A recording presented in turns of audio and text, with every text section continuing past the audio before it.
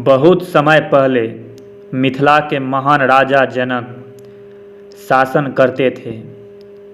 वे न केवल एक शक्तिशाली शासक थे बल्कि ज्ञान की खोज में भी अत्यंत उत्सुक थे।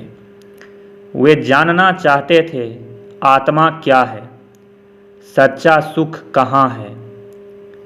एक दिन उन्होंने घोषणा की, जो व्यक्ति मुझे आत्मा का सच्चा ज्ञान दे देगा उसे मैं अपना गुरु मानूंगा।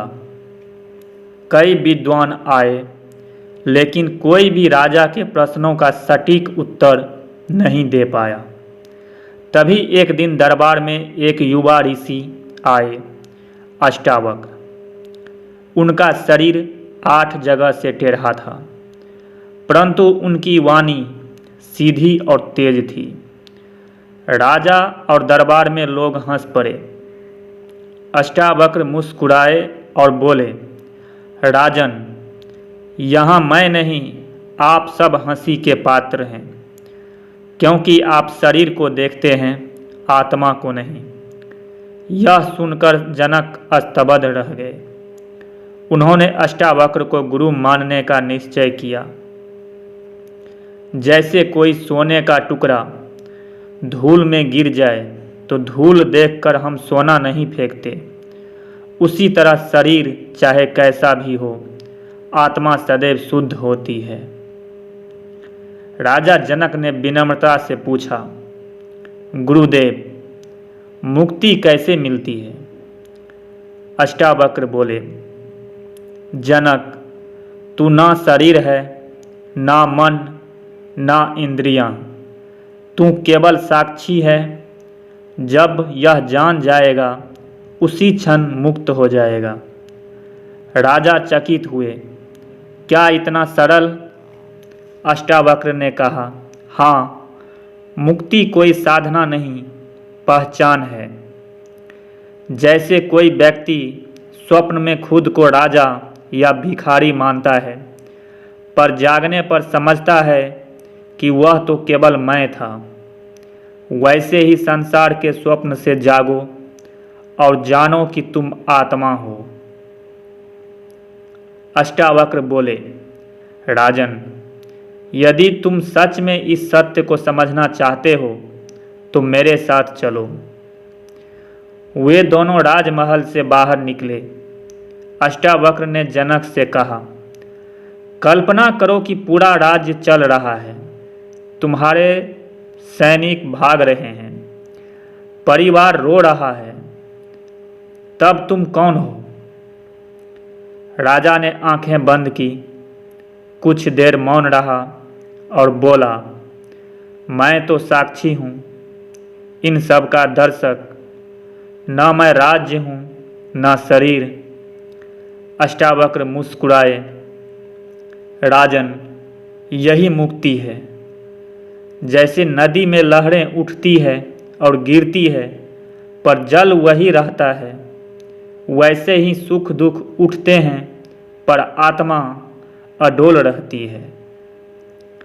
अष्टावक्र ने जनक से कहा, अब जानो कि जो कुछ भी तुम देख रहे हो वह मन का खेल है। आत्मा न जन्म लेती है, न मरती है, न बदलती है। राजा जनक ध्यान में डूब गए। जब उन्होंने आंखें खोली, उनका चेहरा तेज से दमक रहा था। वे बोले, गुरुदेव, अब मुझे न राज्य चाहिए, न यश, न सुख। अब मैं जान गया कि मैं अजर अमर आत्मा हूँ। अष्टावक्र ने कहा, जनक, अब तू राजयोगी है, राज करते हुए भी मुक्त रह सकता है। जैसे कमल जल में रहकर भी जल से अछूता रहता है। अष्टावक्र ने कहा, अब तू जान ले कि तू साक्षी है, तब संसार तुझसे दूर हो जाता है। मन ही बंधन है और मन ही मुक्ति है। जो भीतर शुद्ध, शांत और साक्षी है वही आत्मा है। सुख दुख, लाभ हानि, जीत हार सब स्वप्न समान हैं। जो अपने में स्थित है वही सच्चा ज्ञानी है। जैसे आकाश में बादल आते हैं जाते हैं, पर आकाश वैसा ही रहता है, वैसे ही विचार और भावनाएं आती है जाती है, पर तू वह अडोल आत्मा कभी नहीं बदलता। राजा जनक ने अब हर कार्य को साक्षी भाव से करना शुरू किया। उन्होंने कहा, अब मैं न राजा हूँ न प्रजा का दास, मैं केवल साक्षी हूँ। जनक का जीवन शांत और पूर्ण हो गया। अष्टावक्र गीता का यही संदेश है। तू वही है जो परमात्मा है, सदा मुक्त सदा शांत।